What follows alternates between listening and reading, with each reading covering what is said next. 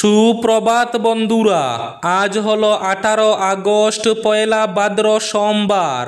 আজকের সকালের বিশেষ বিশেষ খবরগুলি হলো: হাইলাকান্দিতেও কি উচ্ছেদ, রিজার্ভ ফরেস্ট এলাকায় জোর কদমে চলছে জরিপ, হাইলাকান্দির সংরক্ষিত বনাঞ্চলে উচ্ছেদ অভিযান শুরু, প্রশাসনিক প্রস্তুতি। রাহুল গান্ধীর যাত্রা শুরুর পরেই সংবাদ সম্মেলন নির্বাচন কমিশনের। ইয়ে ডর মুঝে আচ্ছা লাগা, নির্বাচন কমিশনের উদ্দেশ্যে পাল্টা তোপ রাহুল গান্ধীর। পুলিশ অফিসারের ছদ্মবেশে প্রতারণা, গ্রেফতার কালাইনের এক যুবক। পালংঘাটে ভয়াবহ বাস দুর্ঘটনা, আহত অন্তত 15 জন, গুরুতর 2 শিশু সহ 8 মহিলা। দেবীর আশীর্বাদ নিয়ে আর ঘরে ফেরা হলো না, দুর্ঘটনায় মৃত্যু ঘটল স্বামী স্ত্রীর। বরাক নদীর জলে এক যুবকের ঝাঁপ দেওয়ার ঘটনাকে কেন্দ্র করে তীব্র চাঞ্চল্য, মৃত্যু ঘটল ওই যুবকের। গৌহাটি বিমানবন্দরে ইন্ডিগো বিমানের হঠাৎ গো অ্যারাউন্ড প্রক্রিয়া, নিরাপদ অবতরণ। মুখ্যমন্ত্রী হিমন্ত বিশ্ব শর্মার পকেটে 4টি মোবাইল ফোন থাকে, এই 4 মোবাইলের ব্যবহারও ভিন্ন ভিন্ন। বিটিসি বুটের প্রচারে হিমন্তকে কটাক্ষ গৌরব গগৈয়ের। রাজ্যের বিশ্বনাথে এবার উচ্ছেদ অভিযানে গৃহহারা 3 শতাধিক পরিবার। এবার সুপ্রিম কোর্টের সঙ্গে তীব্র সংঘাতে কেন্দ্রীয় সরকার, সাংবিধানিক সংকট তৈরি হবে। সব জল্পনার অবসান হলো রবিবার, মহারাষ্ট্রের রাজ্যপাল সিপি রাধাকৃষ্ণই উপরাষ্ট্রপতি পদে এনডিএর প্রার্থী হচ্ছেন। হাইলাকান্দির অলইসরায় নাবালিকা যৌন নিপীড়ন মামলায় গ্রেফতার অভিযুক্ত। গৃহঋণে সুদের হার বৃদ্ধি, মধ্যবিত্তের অস্বস্তি বাড়াল স্টেট ব্যাংক অব ইন্ডিয়া। এবং থাকবে আজকের বরাক উপত্যকার 3 জেলার আবহাওয়ার খবর।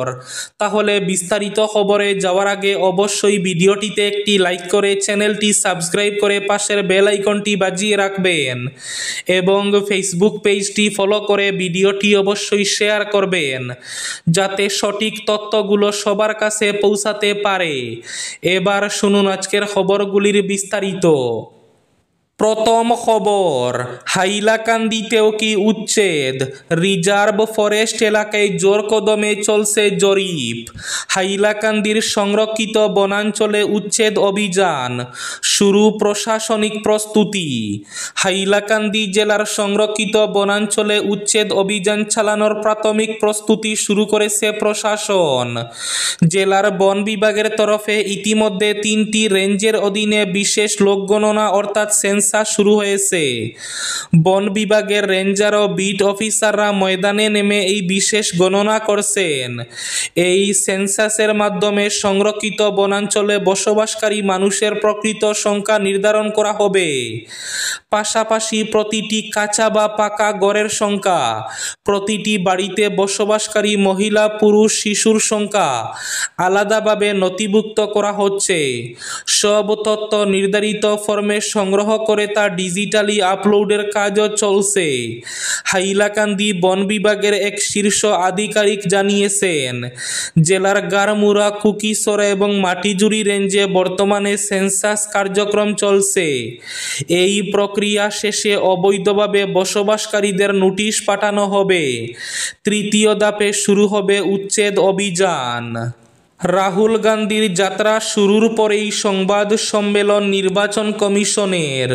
ইয়ে ডর মুঝে আচ্ছা লাগা, নির্বাচন কমিশনের উদ্দেশ্যে পাল্টা তোপ রাহুল গান্ধীর।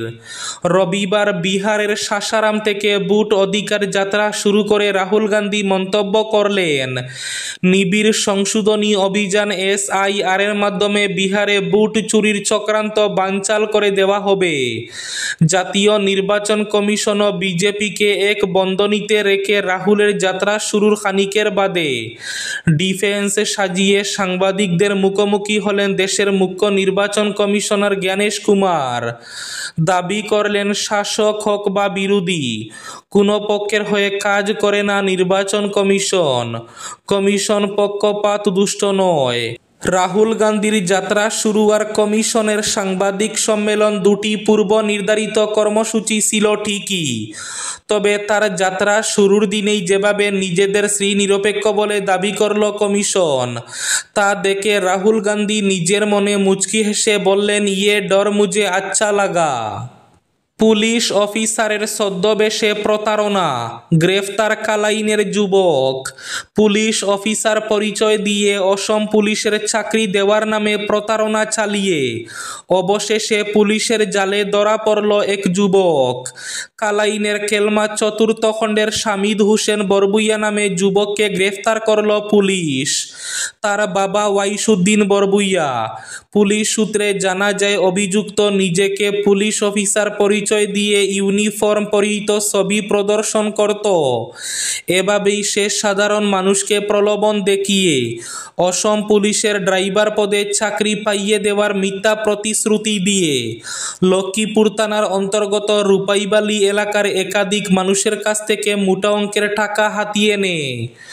ঘটনার পর প্রতারণার শিকার ব্যক্তিরা অভিযোগ দায়ের করলে কালাইন থানার পুলিশ দ্রুত তদন্তে নামে এবং শেষমেশ কালাইন এলাকা থেকে অভিযুক্তকে আটক করে। পালংঘাটে ভয়াবহ বাস দুর্ঘটনা, আহত অন্তত 15 জন, গুরুতর আহত 2 শিশুসহ 8 মহিলা। রবিবার সন্ধ্যায় পালংঘাটের ডগরুবস্তি এলাকায় এক মর্মান্তিক বাস দুর্ঘটনায় একাধিক যাত্রী গুরুতর আহত হয়েছেন। আহতদের মধ্যে মহিলা এবং শিশুও রয়েছেন। এদের মধ্যে 2 শিশুসহ 8 মহিলার অবস্থা আশঙ্কাজনক। জানা গেছে, বাসটি প্রায় 20 থেকে 25 জন যাত্রী নিয়ে কাবুগঞ্জ আমরাঘাট পূর্ত সড়কে যাচ্ছিল। যাত্রী ও স্থানীয় প্রত্যক্ষদর্শীদের মতে, বাসটি জুলনপুল সেতুর কাছে যান্ত্রিক সমস্যার সম্মুখীন হয়। চালক তার দিয়ে কোনো মতে মেরামত করে বাসটি আমরাঘাটের উদ্দেশ্যে রওনা দেন, কিন্তু পালংঘাট উন্নয়ন খণ্ড কার্যালয় পার হয়ে ডগরুবস্তিতে পৌঁছালে একটি মোটরসাইকেল সামনে চলে আসায় চালক নিয়ন্ত্রণ হারান। এর ফলে বাসটি রাস্তার বাম পাশে একটি খাদে উল্টে যায়। দুর্ঘটনার খবর পেয়ে স্থানীয়রা সঙ্গে সঙ্গে উদ্ধার কাজ শুরু করেন।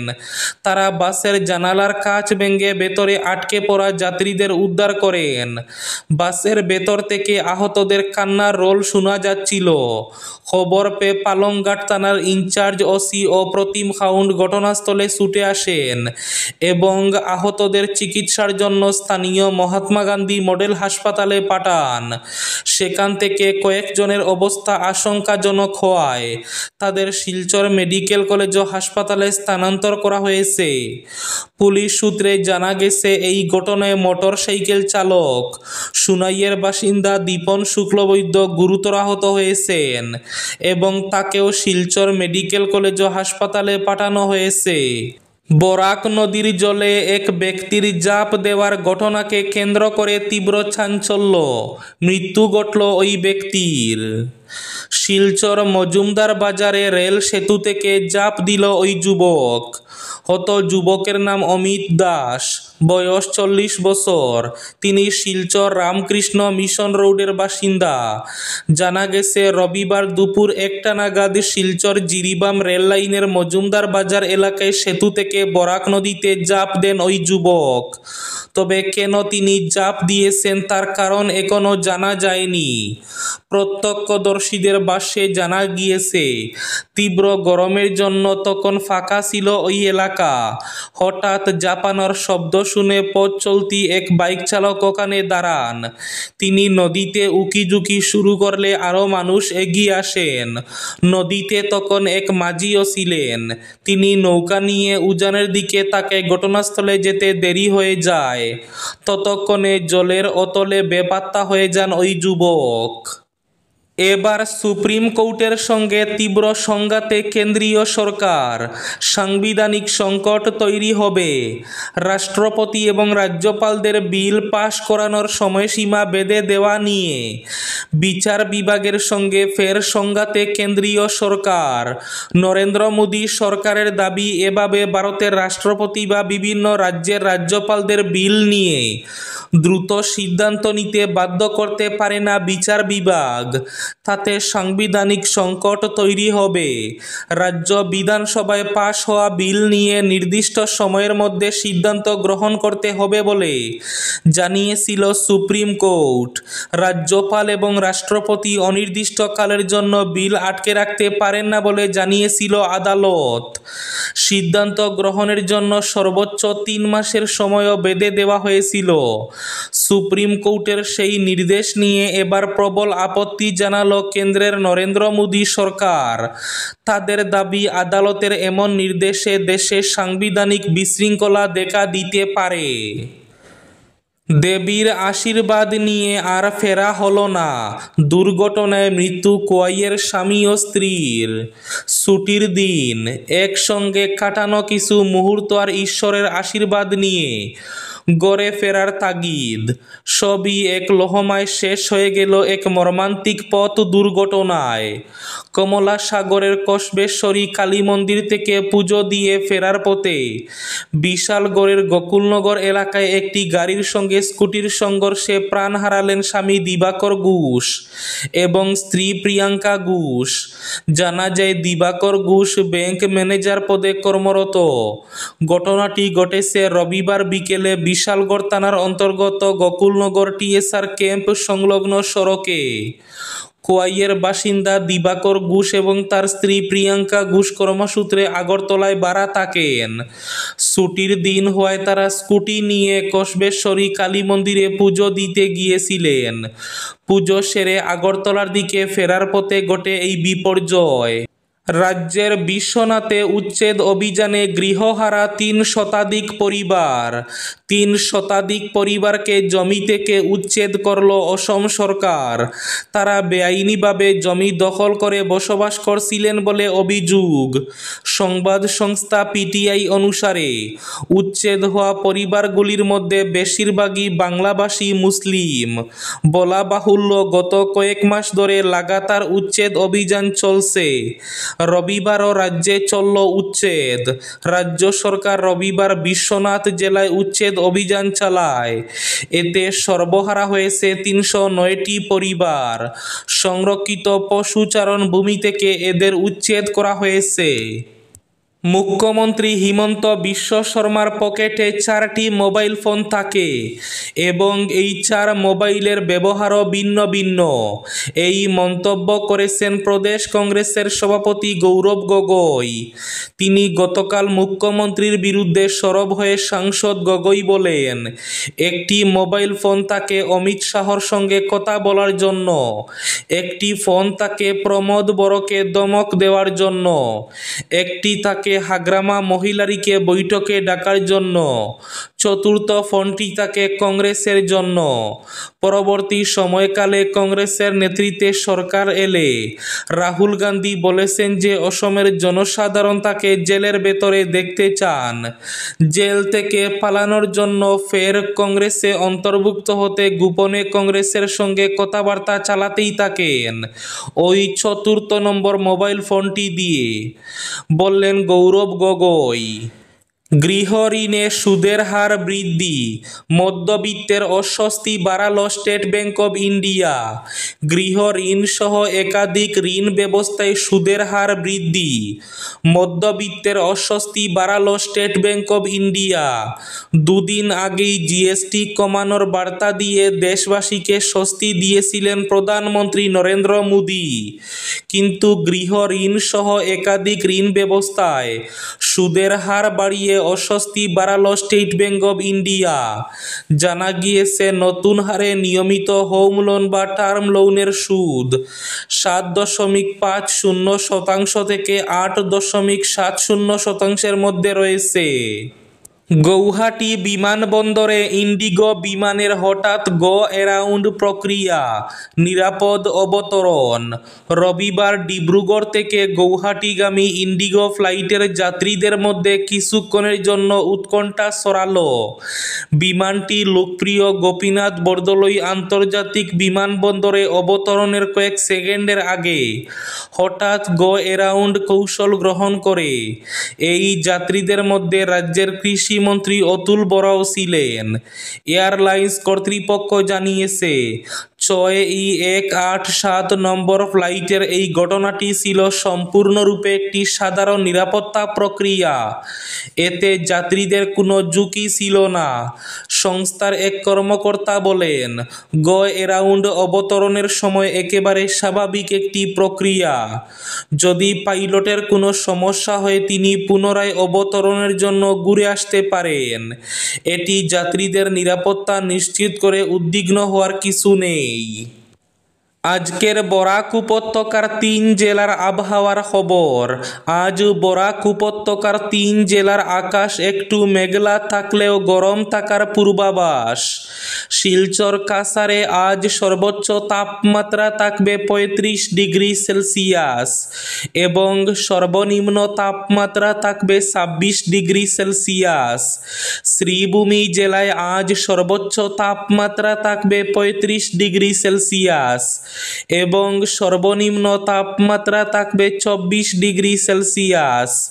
হাইলাকান্দি জেলায় আজ সর্বোচ্চ তাপমাত্রা থাকবে 35 ডিগ্রি সেলসিয়াস এবং সর্বনিম্ন তাপমাত্রা থাকবে 25 ডিগ্রি সেলসিয়াস। এবার শেষ খবরটি। হাইলাকান্দির অলৈসরায় নাবালিকা যৌন নিপীড়ন মামলায় গ্রেফতার অভিযুক্ত। হাইলাকান্দি জেলার কাটলিছড়া থানা এলাকার অলৈসরা 5ম খণ্ডে নাবালিকা যৌন নিপীড়নের এক নির্মম লজ্জাজনক ঘটনা সামনে এসেছে। স্থানীয় বাসিন্দাদের হস্তক্ষেপে যৌন নিপীড়নের অভিযোগে এক যুবককে আটক করে পুলিশের হাতে সমঝে দেওয়া হয়েছে। নাবালিকার সঙ্গে কুকর্ম করার অপরাধে গ্রেফতার যুবকের নাম অরুণাভ দাস। তার বিরুদ্ধে পক্সো আইনের ধারা 6 অধীনে মামলা রুজু করে আদালতে পেশ করে পুলিশ। হাইলাকান্দির judicial magistrate first class Priyanka Saikia অভিযুক্তের প্রাথমিক বক্তব্য এবং পুলিশি রিপোর্ট পর্যালোচনা করেন এবং তাকে জেল হেফাজতে পাঠানোর নির্দেশ দেন। এই ছিল আজকের সকালের বিশেষ খবরগুলি। ভিডিওটি অবশ্যই লাইক করে শেয়ার করে দেবেন।